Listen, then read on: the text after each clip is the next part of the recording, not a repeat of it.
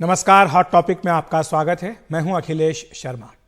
मोदी सरकार ने संसद का 5 दिनों का विशेष सत्र बुलाने का फैसला किया है। यह सत्र 18 सितंबर से शुरू होकर 22 सितंबर तक चलेगा। हालांकि सरकार ने यह साफ नहीं किया कि यह सत्र किस लिए बुलाया जा रहा है। यही कारण है कि अफवाहों का बाजार गर्म है कि आखिर यह सत्र क्यों बुलाया जा रहा है। जितने मुंह उतनी बातें, तमाम तरह की अटकलें लगाई जा रही हैं। ज्यादा अटकलें इसलिए भी हैं क्योंकि ये चुनावी साल है। अब से 3 महीने में 5 राज्यों के विधानसभा चुनाव होने हैं, तो वहीं 8 महीनों के भीतर लोकसभा के चुनाव भी। इन सब पर चर्चा करेंगे, लेकिन पहले आपको बताते हैं कि विशेष सत्र का ऐलान करते हुए संसदीय कार्य मंत्री प्रहलाद जोशी ने क्या कहा है। उन्होंने ये लिखा है कि संसद का विशेष सत्र 17वीं लोकसभा का 13वां और राज्यसभा का 261वां सत्र आगामी 18 से 22 सितंबर के दौरान होगा। इसमें 5 बैठकें होंगी। अमृतकाल के दौरान होने वाले सत्र में संसद में सार्थक चर्चा और बहस होने को लेकर आशान्वित हूं। लेकिन विशेष सत्र की तारीखों को लेकर विपक्ष ने ऐतराज भी किया है। 19 सितंबर को गणेश चतुर्थी है। पूरे देश में, खासतौर से महाराष्ट्र में गणेशोत्सव की शुरुआत इसी दिन होती है। शिवसेना उद्धव गुट की प्रियंका चतुर्वेदी ने लिखा है कि भारत के सबसे महत्वपूर्ण त्योहार गणेश चतुर्थी के दौरान बुलाया गया यह विशेष सत्र दुर्भाग्यपूर्ण है। यह हिंदू भावनाओं के खिलाफ है। तारीखों के चयन पर हैरानी है। तो ये सारी बातें हो रही हैं। तारीखों पर भी आपत्ति है, एजेंडे को लेकर भी तमाम तरह की अटकलें हैं। हमारे साथ कई खास मेहमान जुड़ रहे हैं। संजय सिंह, वरिष्ठ पत्रकार, हमारे साथ जुड़ गए हैं। संजय जी, आपका स्वागत है एनडीटीवी इंडिया पर। आपके हिसाब से क्या एजेंडा होगा, क्योंकि तमाम तरह की बातें हो रही हैं, जितने में उतनी बातें। कोई कह रहा है एक देश एक चुनाव, इसको लेकर बिल ला सकते हैं। 33% आरक्षण महिलाओं को देने की बात हो सकती है। कोई कह रहा है कि यूसीसी का बिल आ सकता है। कोई तो यहां तक कह रहा है कि लोकसभा को भंग कर दिया जाएगा। अखिलेश, आप इस सरकार को बेहतर जानते हैं। पार्टी भी बीजेपी कैसे काम करती होती है आप बखूबी समझते हैं कि अभी तक एक सरप्राइज फैक्टर बहुत सारी चीजों में होता था। राष्ट्रपति के चुनाव में होता था, कैबिनेट फॉर्मेशन में होता था, कई सारे अहम घोषणाएं हुई। आज जिस विषय की सबसे ज्यादा चर्चा हो रही है, क्योंकि सुप्रीम कोर्ट में उसकी सुनवाई हो रही है, धारा 370 और 35A को हटाने को लेकर, सभी लोग बिल्कुल सरप्राइज में थे। जैसे ये भी एक उसी तरह का वाकया है कि जिसमें आप पूरी तरह मतलब ये जब तक आधिकारिक तौर पे उसका पूरा एजेंडा नहीं बताया जाएगा, मैं भी उसमें स्पेकुलेट करके कहीं जाने का वो नहीं करूंगा। उसे हिमाकत तो नहीं कह सकते, लेकिन वो करने का फायदा भी बहुत नहीं है, कम से कम मेरे तौर पे, जब तक कि मुझे कोई ठोस जानकारी उस बारे में नहीं है।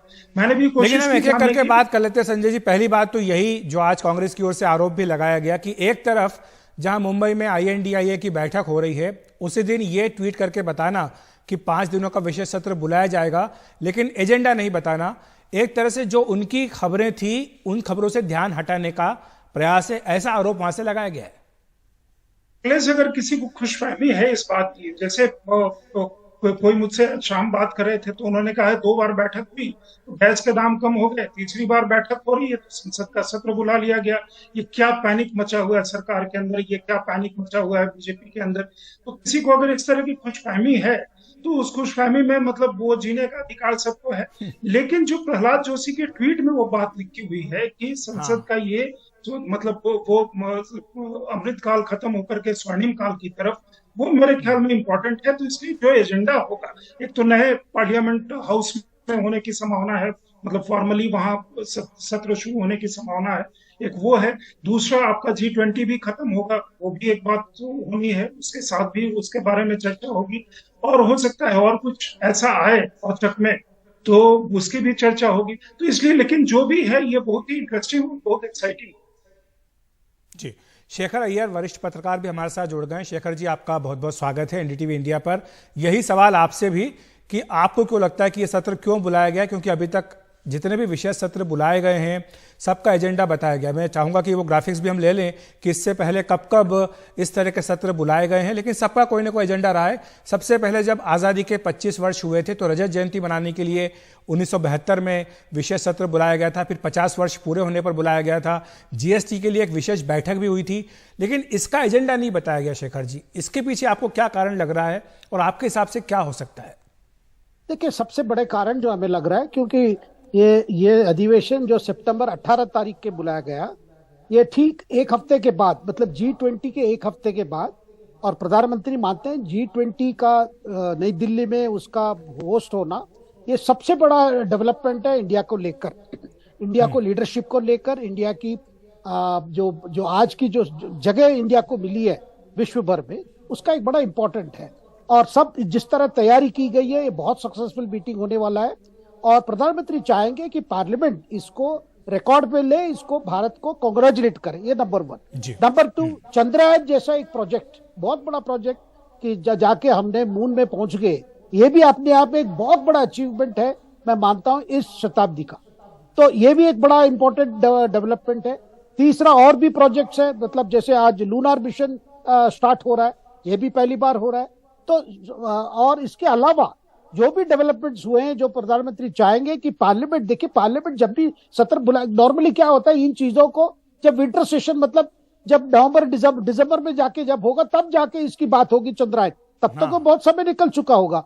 मुझे लगता है कि प्रधानमंत्री चाह रहे हैं कि ये 5 दिन में ऐसे बड़े बड़े जो उपलब्धियां हुई है देश में, जो देश को प्राप्त हुआ है, उस पर पूरा राष्ट्र का पार्लियामेंट के माध्यम से उसको रिकॉग्निशन मिलनी चाहिए, हमारे साइंटिस्ट को मिलनी चाहिए। और साथ में G20, देखिए G20 केवल सरकार की नहीं है, जिस तरह पिछले 1 साल से लगातार 200 शहरों में इसके अलग अलग इवेंट्स हुए हैं जिसमें भारत को शोकेस किया गया। ऐसा पहले कभी नहीं हुआ, नाम हो या कोई भी ये हो, ऐसा कभी नहीं हुआ कि पूरा भारत का जो हेरिटेज है, भारत का जो पूरा जो सॉफ्ट पावर है, सारा डिस्प्ले किया। ये चीजें बातें और भी बातें हो सकती है, जैसे क्योंकि अब अमृतकाल की शुरुआत है, प्रधानमंत्री चाहेंगे कि अमृतकाल को लेकर पार्लियामेंट में कोई रेजोल्यूशन पास हो, और आने वाले समय में जो जो लक्ष्य है वो प्राप्त करने के लिए भी एक प्रकार से रेजोल्यूशन हो। उसमें सारी चीजें आ सकती है, 1 nation 1 poll, women's reservation bill, uniform civil code, सारी चीजें आ सकती है। लेकिन 5 दिन में कोई बड़ा कॉन्स्टिट्यूशन अमेंडमेंट बिल पास होगा, जिस तरह ऑपोजिशन को लग रहा है। देखिए ज्यादातर मुझे लगता है कि ऑपोजिशन क्यों डरा हुआ है इस मामले में।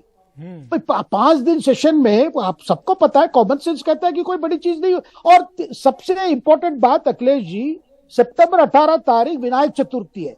विनायक चतुर्थी देश भर में बड़ा ऑस्पिशियस दिन माना जाता है। अगर नई पार्लियामेंट बिल्डिंग में आप शुरुआत कर रहे हैं, विनायक चतुर्थी से अच्छे दिन नहीं है, गणेश जी का ये करके आप शुरू कर रहे कुछ चीज, वो उसका बहुत अच्छा रहेगा आने वाले दिनों में, आने वाले अमृत काल का श्री गणेश, इसको यह कहा जा सकता है कि नई बिल्डिंग से श्री गणेश हो गणेश चतुर्थी पर, यह भी एक बहुत ही शुभ अवसर हो सकता है।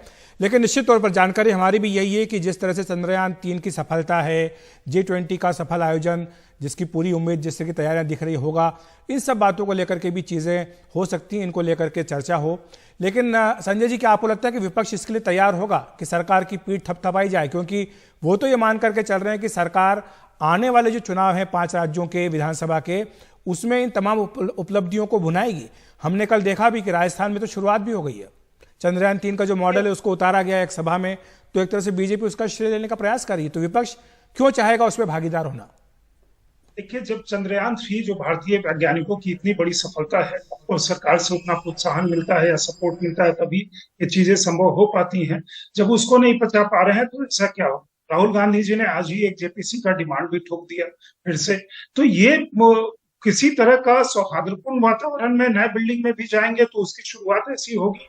मेरे ख्याल में सोच यही होगी कि एक और जो एंगल, जो विपक्ष की बात करी और शेखर भैया अभी जिस एंगल की बात कर रहे थे कि गणेश चतुर्थी को वो टर्म्स में ले रहे हैं कि गणेश चतुर्थी में क्यों, और इसे पॉजिटिव टर्म में अगर लिया जाए तो गणेश चतुर्थी के दिन से शुरुआत, तो नए संसद भवन की शुरुआत और स्वर्णिम काल में जाने का एक जो संकल्प है, उस संकल्प को लेकर के हमें आगे बढ़ना। प्लस आप देख चुके हैं कि अभी आपके यहाँ ही कन्वेंशन हुआ था जिसमें जयशंकर जी ने बताया कि G20 का हमारे प्रेसिडेंसी कितना इंपॉर्टेंट है। ये हर साल का रूटीन जो रोटेशन है उससे कहीं ज्यादा बड़ा है और लोगों को इस टर्म्स में सोचना चाहिए। ठीक है संजय जी, मैं आपको रोकूंगा। हमारे साथ वीके अग्निहोत्री जी भी जुड़ गए हैं, पूर्व महासचिव हैं राज्यसभा के।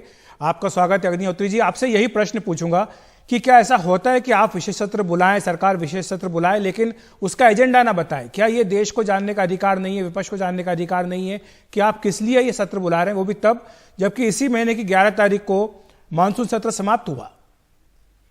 नहीं, ये असाधारण अवश्य है लेकिन असंवैधानिक तो नहीं है। और जैसा आपने खुद ही कहा कि 25th एनिवर्सरी पर और 50th एनिवर्सरी पर भी बुलाया गया था।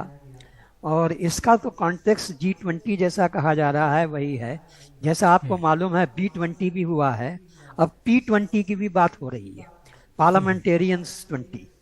तो उससे इसका कुछ लिंक हो सकता है कि पार्लियामेंट सेशन चल रहा है तो वो जो पार्लियामेंटेरियंस आए वो भी इस सत्र में कहीं बैठकर देखें कि हमारा पार्लियामेंट कैसे चलता है, तो वो भी संभव है। तो और जैसा कि और हमारे पैनलिस्ट ने कहा, कोई इसमें पॉसिबिलिटी नहीं है कि कोई यूनिफॉर्म सिविल कोड या वन नेशन वन इलेक्शन इस टाइप के बिल्स लाके उनको पास करवाने का प्रयत्न किया जाए, ऐसा तो नहीं लग रहा है। जी शेखर जी, जाते जाते आपसे यही सवाल कि क्या विपक्ष तैयार होगा, क्या सहयोग देगा, क्योंकि जिस तरह के आक्रामक तेवर हैं, चुनावी साल है, ऐसे में आपको लगता है, क्योंकि अभी हमने देखा मानसून सत्र में बिल्कुल कामकाज नहीं हो पाया, मणिपुर के चर्चा की बात होती रही, इसी हंगामे के दौरान जो बिल पारित कराने पड़े, 2 बिल तो ऐसे हैं जो 2-2 मिनट में बिना चर्चा के पारित हुए, तो ऐसे में देश की उपलब्धियों पर चर्चा और उसमें भी जब सरकार को श्रेय जाता दिखे, क्या विपक्ष की ओर से सहयोग मिलेगा? अखिलेश जी, अगर सरकार ये मतलब महिला आरक्षण बिल लाती है, वो तो 5 दिन में पास हो सकता है। अगर महिला आरक्षण लाती है, मतलब बाकी जिसे सब सारी चीजों के बाद 5 दिन में बहुत समय है पूरा बहस दोनों सदन में करने के लिए, तब क्या ऑपोजिशन बहिष्कार करेगी, बॉयकॉट करेगी? नहीं कर सकती, बहिष्कार नहीं कर सकती। तो मुद्दा क्या है, अगर कोई लेजिस्लेशन ला रहे, मुझे लग रहा है हो सकता है कि सरकार, प्रधानमंत्री सोचे होंगे कि लगातार सोनिया गांधी ने भी चिट्ठी काफी बार लिखी है उनको कि महिला आरक्षण लाइए, अगर ऐसी एक कदम लिया जाता है, क्योंकि अभी स्पेकुलेट लिया जाता है, तो कैसे विपक्ष पार्टिसिपेट नहीं करेगा इसमें? मुझे लगता है कि हो सकता है कोई ऐसा एक इंपॉर्टेंट एजेंडा हो। बिल्कुल, चुनावी साल है, अभी तर्कश में कई तीर हैं, मुझे लगता है कि एक एक करके तीर निकाले जा रहे हैं। ये जो विशेष सत्र है ये भी वैसा ही एक तीर है। देखना होगा कि सरकार का एजेंडा क्या है, मंशा क्या है और किस तरह से सरप्राइज देना चाहते हैं विपक्ष को, इस पर भी हमारी नजर रहेगी। बहुत बहुत शुक्रिया आपका शेखर जी, अग्निहोत्री साहब और संजय जी हमारे साथ जुड़ने के लिए। हॉट टॉपिक में वक्त एक ब्रेक का।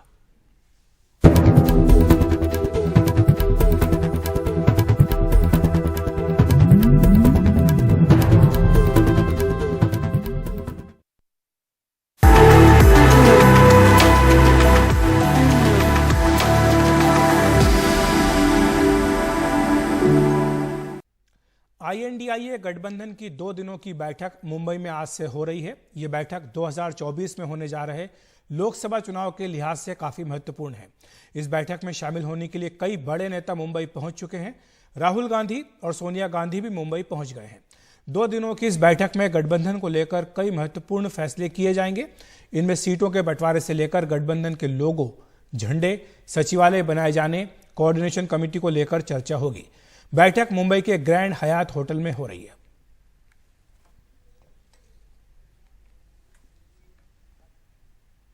हॉट टॉपिक में आज इतना ही। नमस्कार।